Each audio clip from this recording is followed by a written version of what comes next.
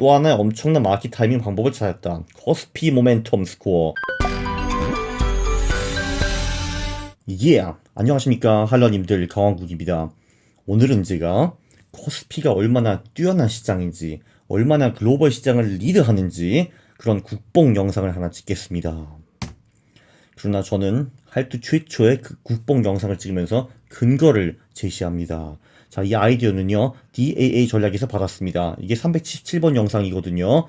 DAA 전략은 무슨 전략이냐 하면은 그 주식을 투자를 하느냐 마느냐에 카나리아 자산군이라는 거를 도입을 합니다. 이게 뭐냐 하면은 VWO 그리고 BND라는 ETF들이 있거든요. 자, 그러니까 그 VWO는 개도국 ETF고 BND는 미국 잡채권 ETF입니다.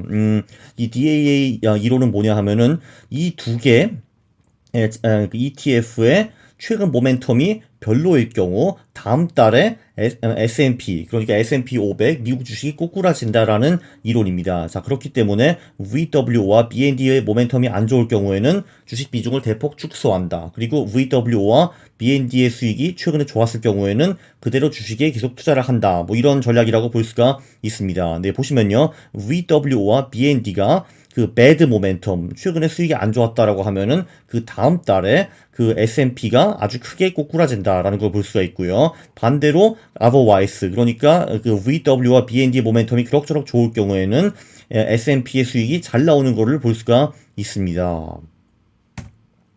그런데 그 한국 시장에 대해서도 비슷한 얘기를 하시는 분들이 계시더라고요. 왜냐면은 한국 시장이 워낙 글로벌 경제에 민감하기 때문에 글로벌 주식의 선행지수라는 말을 제가 들은 적이 있었습니다. 그거 얼핏 들었는데 제가 백테스트를 지금까지는 안 해봤는데 갑자기 DAA 한국 주식, VWO 이건 개발도상국, 한국도 개발도상국 비슷한 거니까 그렇지 해가지고 한번 한국도 테스트를 해봐야겠다라고 생각을 해봤습니다. 구간은 한국 시장이 세계 시장에서 어느 정도 비중이 생긴 2000년부터 올해까지 한번 해봤고요. 자, 최근의 수익이라고 했는데 그 최근의 수익을 제가 모멘텀 스코어로 정리를 했습니다. 그 방법은 DAA 전략과 똑같은데요. 자, 그건 어떻게 하냐면은 최근 한 달의 수익은 12로 곱하고 최근 3개월의 수익은 4로 곱하고 최근 6개월의 수익은 2로 곱하고 최근 12개월의 수익은 1로 곱하는 거고요. 제가 샘플을 먼저 보여드리겠습니다. 제가 멍청하게 585번 영상에서 샘플을 잘못 그렸어요. 그래서 제대로 그렸습니다. 이번에는 자, 예를 들면 최근 한 달 동안 이놈이 5% 올랐어, 한국 주식이. 네, 그럼 이거를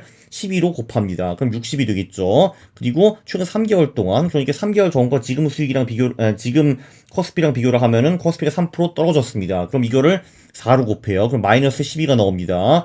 네, 반년 전이랑 지금이랑 비교를 하니까 지금 코스피가 4% 올라 있습니다. 그럼 이거를 2로 곱하고요. 1년 전과 비교하니까 코스피가 7% 떨어졌네. 그럼 이거를 1로 곱합니다. 그래서 60 마이너스 12 플러스 8 마이너스 7을 하면은 49 맞지? 그지? 48 그렇지, 56, 49. 네, 맞습니다. 이게 맞는 거고요. 자, 보시다시피 최근 한 달의 수익의 비중을 엄청 크게 가져가는 그런 모멘텀입니다. 이렇게 보시면 될 것 같고요.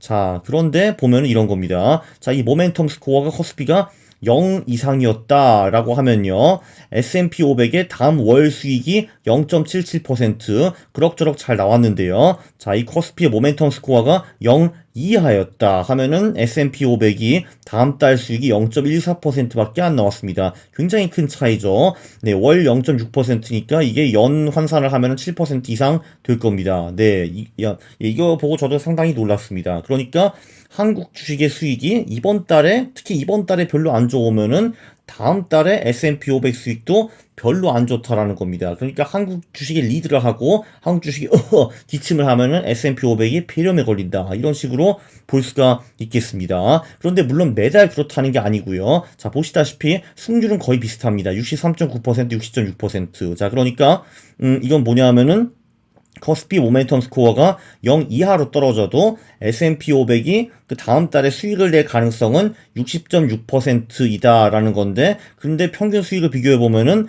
네, 그 코스피 모멘텀 스코어가 건전할 때보다 훨씬 떨어진다라는 걸 볼 수가 있고요. 제가 이거를 S&P 500에서만 돌린 것이 아닙니다. 자, 한번 그 나스닥으로 넘어가 보시죠. 네, 나스닥도 한국이 꼬꾸라지면은 버티지 못합니다.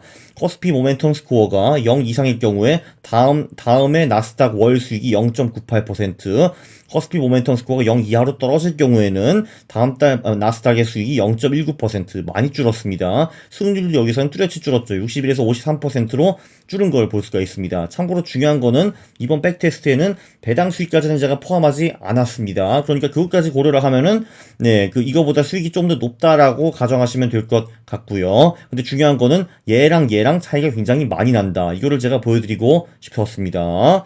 자, 중국 시장으로 넘어가 보죠.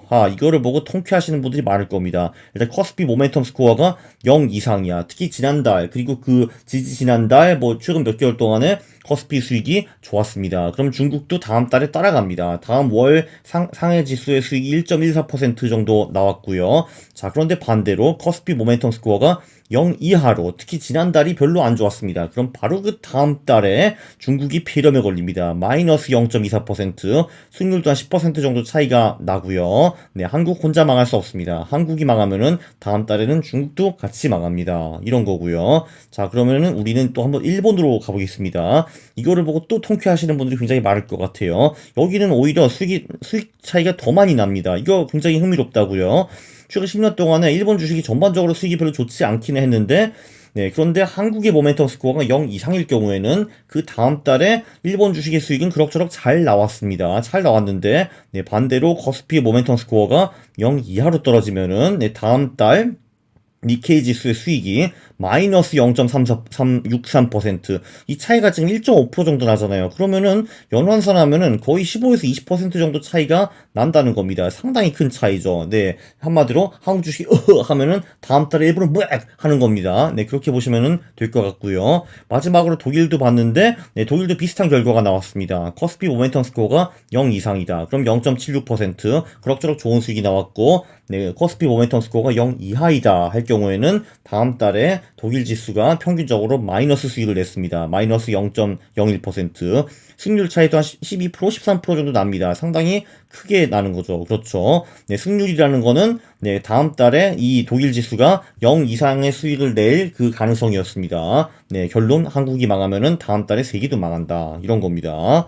자, 그래서 제가 전략을 또 한번 굴려봤습니다. 그러니까 한국 모멘텀 스코어가 0 이상이면은 그 각 시장, 그러니까 S&P, 나스닥, 샹하이, 니케이, 닥스 이렇게 투자를 하고, 네, 그렇지 않을 경우 한국의 모멘텀 스코어가 0 이하로 떨어질 경우에는 안전자산으로 넘어간다. 여기서 안전자산은 LQD, IF, 샤이이고 요 세 개 중에서 모멘텀 스코어가 가장 높은 자산에 투자하는 것이 안전자산이다라고 했는데요. 그렇게 돌려보니까 이것 보면 얼핏 수익이 그렇게 대단히 높아 보이진 않는데 일단 여기서 배당 수익이 빠져 있고요. 네, 예를 들면은 이제 보통 때는 S&P 500에 투자를 하다가 한국 모멘텀 스코어가 0 이하일 경우에는 LQD, IF 또는 샤이에 투자를 한다라고 가정을 했을 때 복리 수익 9.2%, MDD가 26.9% 정도 나왔는데요. 자, 근데 여기서 굉장히 놀라운 점은 자, S&P 500에 20년 동안 우리가 지그시 투자를 했다면은, 그러니까 매수를 하고 보유를 했다면은 복리 수익이 겨우 5.2%밖에 안 나왔습니다. 여기서 배당 수익을 더해도 한 7%. 네,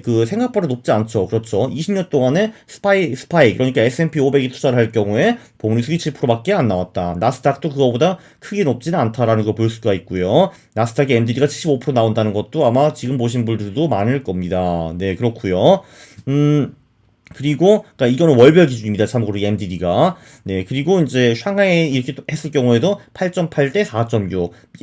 일본 경우는 심지어 9.8 대 2.2. 왜냐면 일본 같은 경우 특히 이 한국 모멘텀 스코어가 0 이하일 경우에 수익이 되게 구렸잖아요. 그렇기 때문에 이때 재빨리 니케이를 포기하고 안전자산으로 넘어갔으면은 복리 9.8%. 그냥 니케이 20년 동안 지그시 투자했다면은 2.2%. 이런 거를 볼 수가 있습니다. 닥스도 8.8 대 3.6. 평균을 5개를 내보니까 10.3 대 5.3이 나왔고 MDD도 54.6%에서 31.9%로 줄은 거를 볼 수가 있었습니다. 이거 굉장히 훌륭한 전략이잖아요. 그렇죠. 한마디로 한국의 최근 수익을 가지고 해외에 투자하는 비중을 정한다 이런 겁니다. 되게 묘하죠. 그렇죠. 그러니까 평상시에는 해외 주식시장에 투자를 하다가 한국 모멘텀 스코어가 꼬꾸라질 경우에는 이제 더 이상 그 해외 주식에 투자를 하지 말고 돈을 빼가지고 LQD, IF 또는 샤이에 투자하는 그런 멋진 전략입니다. 네, 요약을 하면은 또 하나의 엄청난 마켓 타이밍 방법을 찾았다. 코스피 모멘텀 스코어. 이게 좋으면은 다음 달에 글로벌 주식이 잘 나가고 이게 나쁘면은 다음 달에 글로벌 주식이 맛이 갑니다.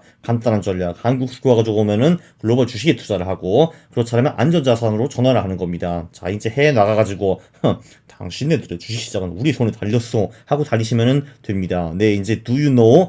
그 리스트에 코스피가 포함이 되었습니다. Do you know 이세돌? Do you know 박지성? Do you know 김연아? Do you know 코스피? 라고 하실 수가 있습니다. 자, 니네들 다 죽었어. 글로벌 주식시장. 다 한국 수익이 달렸다. 이런 식으로 해외에서 이제 소리 지르면서 다니셔도 됩니다. 프라이드를 느끼셔도 되는 겁니다. 이번 영상도 상당히 유익했는데 동의하시면은 구독을 눌러주시고 그리고 좋아요를 눌러주시기 바랍니다. 싫어를 누르는 것은 굉장히 무례합니다. 좋아요가 좋습니다. 싫어는 제가 매우 싫어합니다. 감사합니다.